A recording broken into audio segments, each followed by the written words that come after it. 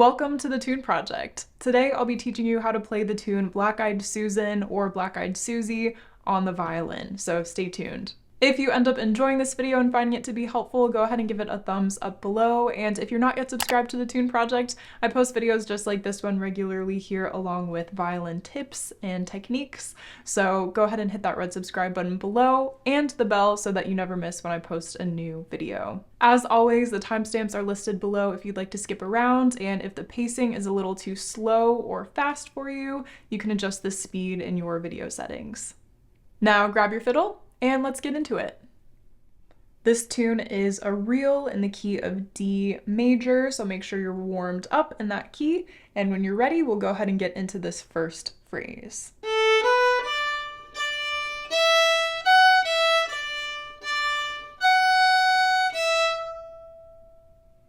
Okay, so we're starting on the A string, we're going back and forth between the A and E strings using a lot of the same notes, so be sure to listen for any repeated notes that you're hearing along the way. Here's our next phrase.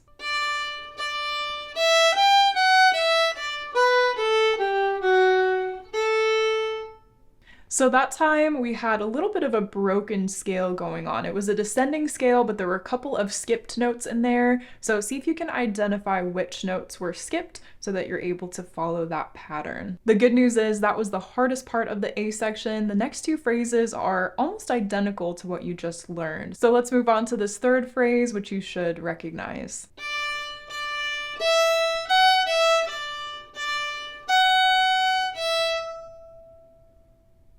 Okay, so same as the first phrase minus the two pickup notes, and then moving into this fourth phrase, you should also recognize this one.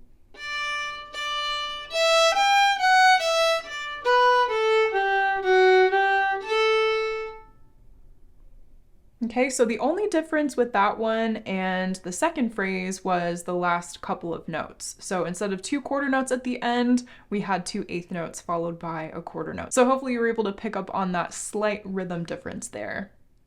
And since the form of this tune is AABB, we would go back and repeat all of what we just played. So let's go ahead and do that together now. We'll play through the whole A part once slowly so that you're able to practice it. 1, 2, 3.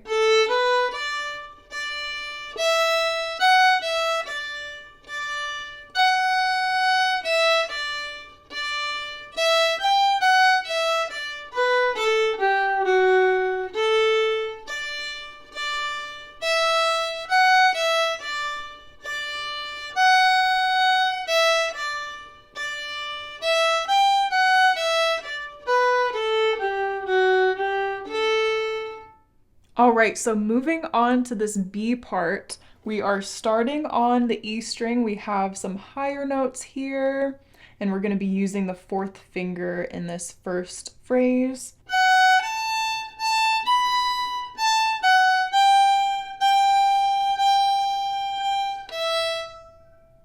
Okay, so already you'll notice that in the second half of that phrase, we had the same rhythm as we saw earlier in the A part. The first couple of notes have a slightly different rhythm. We have that short, long, so just be sure to listen for those. And as I said, the fourth finger comes into play here for that B note. And here is our second phrase of the B part.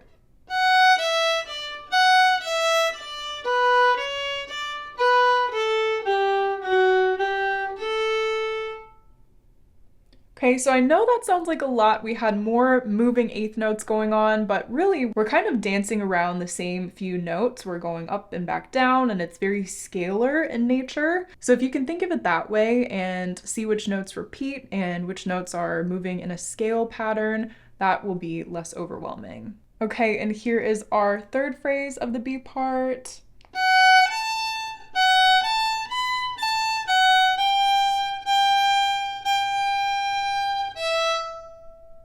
Okay, so a slightly different rhythm there as compared to the first phrase, but very, very similar and same notes going on. And then our next phrase, which is the last phrase of the B part, goes like this.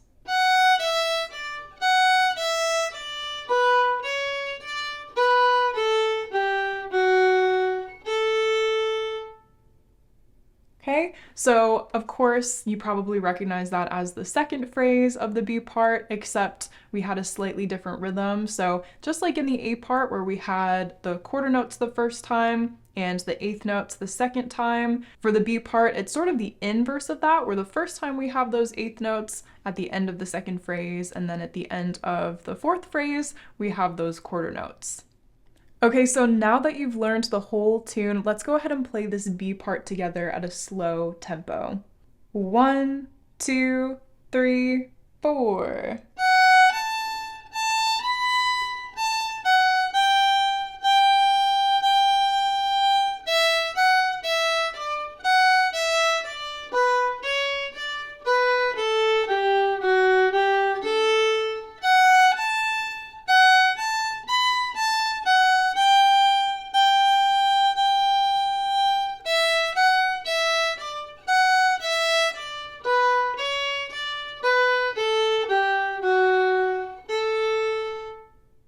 Hello patrons, thanks so much for watching this extended portion of the tutorial. We're gonna just dive a little bit deeper into Black Eyed Susan and see if there are some things that we can incorporate to make it sound just a little bit more interesting and a little bit more fiddly.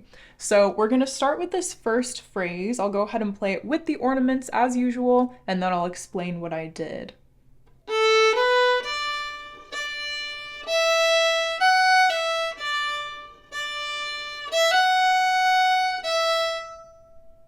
Okay, so you might have caught that we had both a slur and a grace note, which was also slurred. So we slurred 2 eighth notes, the F sharp to the E, and then in the last part of the phrase, we had a grace note on open E, slurred into the F sharp melody note. Okay, so that was sort of a little hammer-on that we had there. And then jumping ahead to the third phrase, we're gonna do the same exact thing. So I'll just play that phrase again.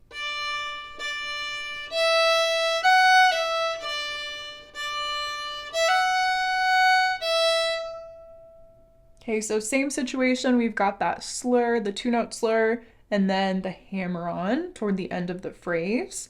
We're not going to do anything to the second and fourth phrases, we'll leave those as is. So with that being said, I'll go ahead and play all of this A part for you with the added ornaments.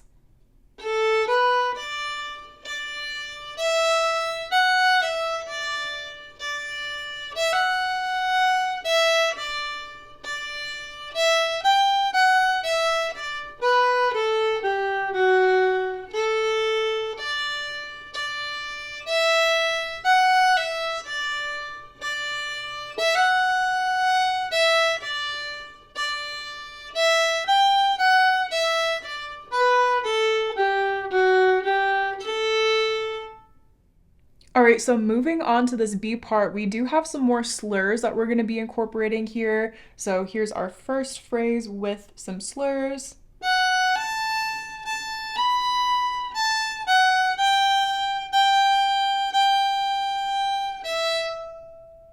All right, so as you can see, we had 2 slurs. We had the first 2 notes slurred and then the second 2 notes slurred together. So from the F sharp to A, and then A to B, and then jumping ahead to the third phrase, since we'll leave the second and fourth phrases alone, just like we did for the A part, we have another slur here, and we have some double stops in this third phrase, and it sounds like this.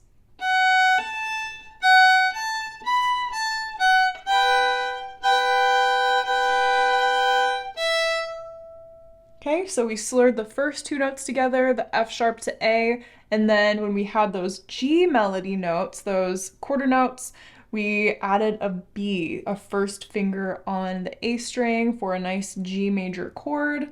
So if you're comfortable playing chords, you're welcome to play those as double stops. And that's it for the B part. Let's go back to the beginning of that B part, and I'll go ahead and play the whole thing for you with the added ornaments and slurs so that you're able to hear how everything sounds together.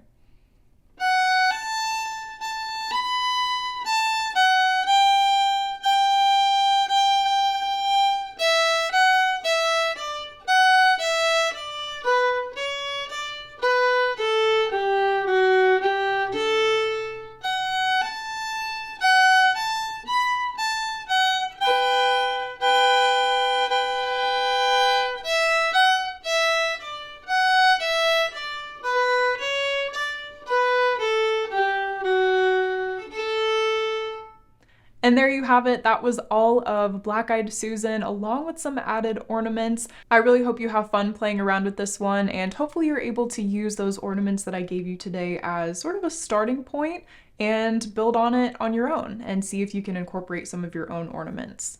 As always, thanks so much for watching and for your continued support. I look forward to seeing you in the next one. Happy practicing.